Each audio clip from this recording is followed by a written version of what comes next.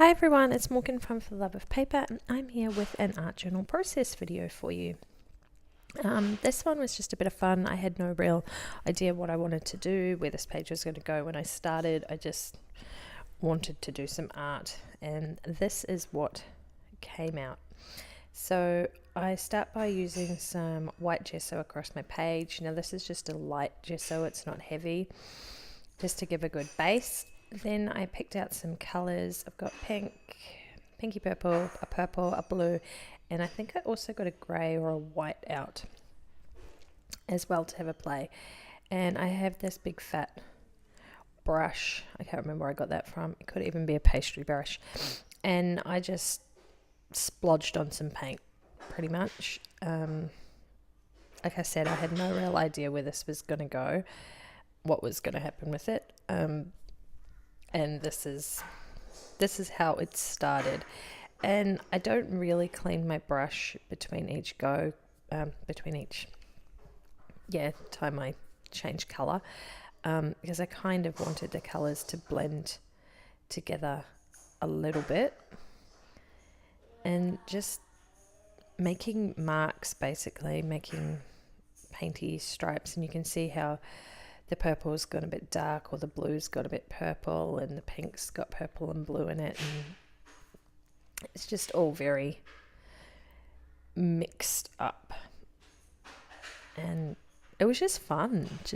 I think I had some music on, or I might have even been watching something on my iPad while I was creating it, and just had fun.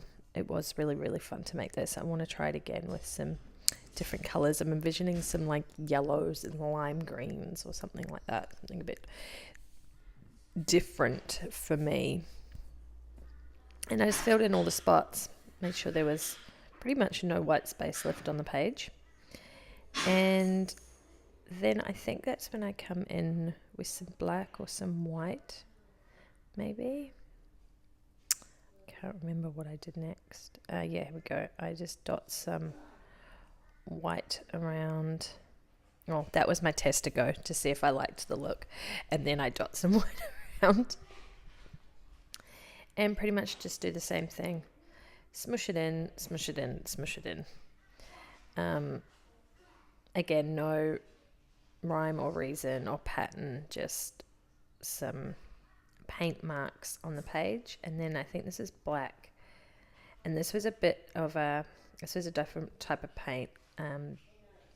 The white one and the black one are more of a heavy acrylic, whereas the first lot of colours, they're the dilutions paint, so they're quite light and flowy and fluid. These black and white ones are a lot thicker, and they don't dry nearly as quick. So I'm pretty sure I get my heat gun out. Yeah, heat gun out to.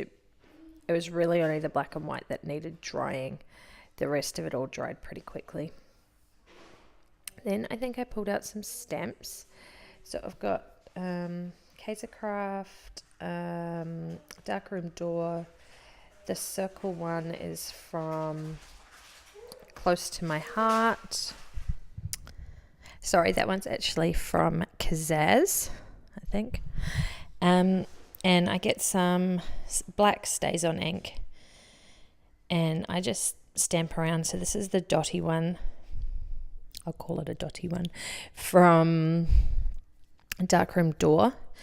And then what else did I get out? This one, yeah, the Kazaz one, the circles. And I just sort of play around with it. Again, there's no pattern, there's no reason for anything being in any certain place. I just wanted a background that I could add some stuff to. This one's quite a fun one, and I'm not even using the whole stamp. I'm just using parts of it to give some texture to the background. And it's hard because it is quite a dark background. That's when I realized some of that paint was still wet and it went all over my stamp. So yeah, because I've used quite dark colors on my background, it's hard to get anything to sort of show up. But it's there, and I like the end result. And this one was from Close to My Heart, and it's just a little number stamp. It was like a whole page of like would be washi samples, but they're all stamps, and this one has the numbers 0 to 9, I think. And because there's no title on this page, there's no real words on this page at all.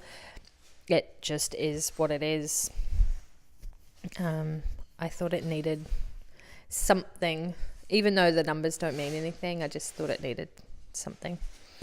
And because I used the stamp with the like the circle, what would it be, like a, I don't know, I think of it as like when you put a coffee cup down and it's got the stuff, like when you've put it in water and you put it down and it leaves that mark.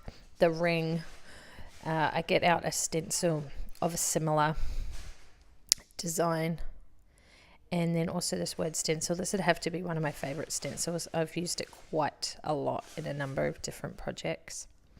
And I apologize for the noise. My kids are in the bedroom and one of them is playing Lego, so if you can hear the rustling, that's the Lego being probably tipped out all over the floor, I would imagine.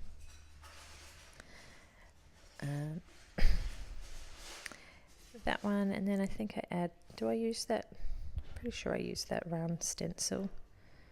Yeah. I think this one was from Kaisercraft.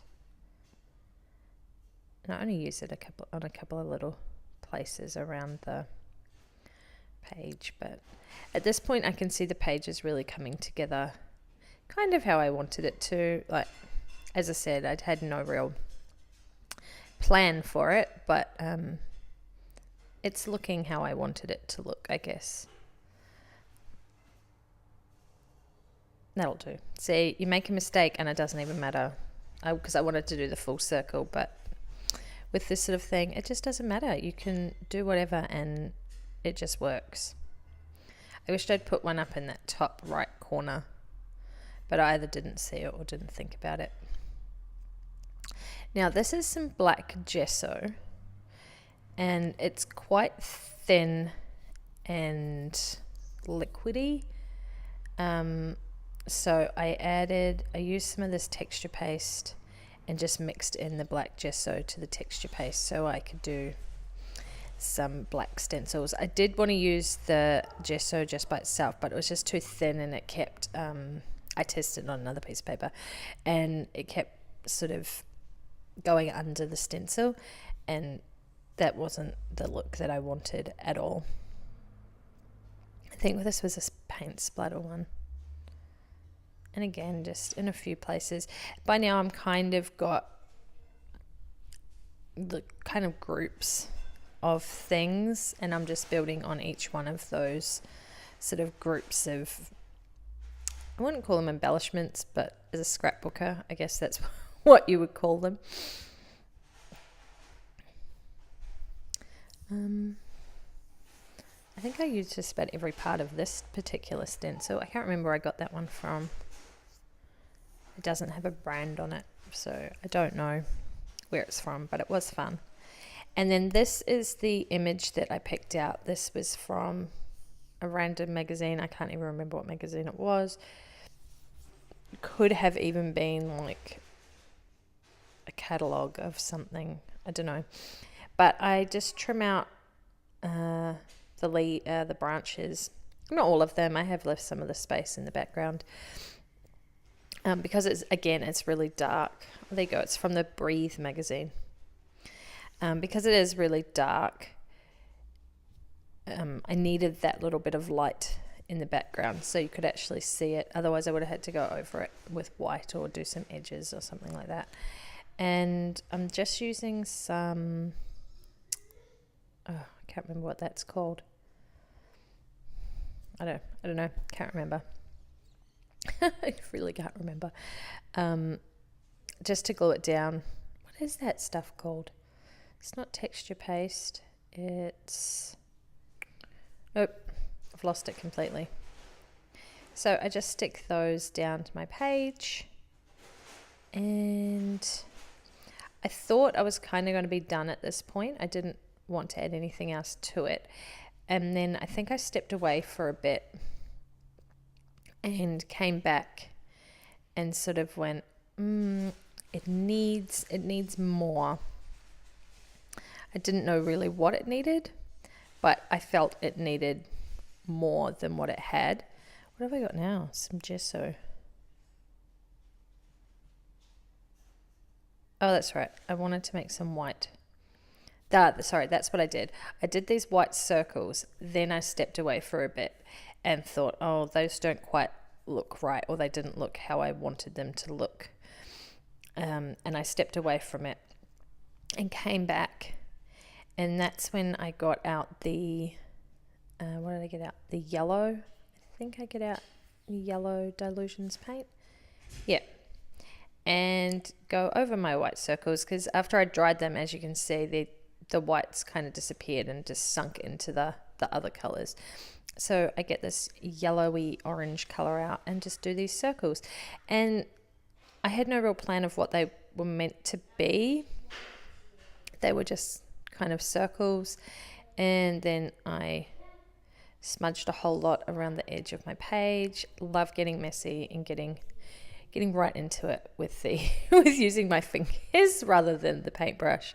The paintbrush was basically just a vessel to carry the paint to the page. I really could have just stuck my finger in the paint pot. So just to bring the orange into a different part of the page, I suppose, to sort of bring it all together. Oh goodness, my kids are being incredibly noisy this morning. And then I thought they could be flowers. Let's make them into little flowers. So this page is completely out of proportion, but either these are gigantic flowers or that tree is really, really tiny. Either way, it doesn't really matter. These art journal pages are not meant to be true life artwork, are they? They're just meant to be how you feel at the time, and apparently this is how I was feeling. But I do use art as a bit of a art therapy to get your mind off things and just express how I'm feeling at the time, even though this has got no words on it and I don't really know how I was feeling when I made it. But yeah, it's a nice release of energy to just sit and create and do art. And if anyone else does art journals, leave me a comment below and tell me why do you do your art journals? What do you feel when you're doing them? Are they a creative outlet for you? Are they to de-stress? What is it? What makes you do the pages, or is it just for fun? Or are you one of those people that is actually really good at drawing and painting and you do amazing work in your art journals? Because I'm very envious of those people too. And we're nearly finished, thank goodness, because my kids are being super noisy now, so I apologize for that again. This is just a, what is it? It's a Posca pen, and I go around the outside of each flower in white just to make them pop a little bit more. But then I realized some of my paint wasn't quite dry, so it was clogging up the tip of the pen, unfortunately. And then because I'd been shaking it, it left all these little splatters everywhere. So I was like, oh, well, there's a good look. I will go and add some more splatters around the page. So I got out a second pen, but this one's a lot smaller and was not working nearly as well as the first one.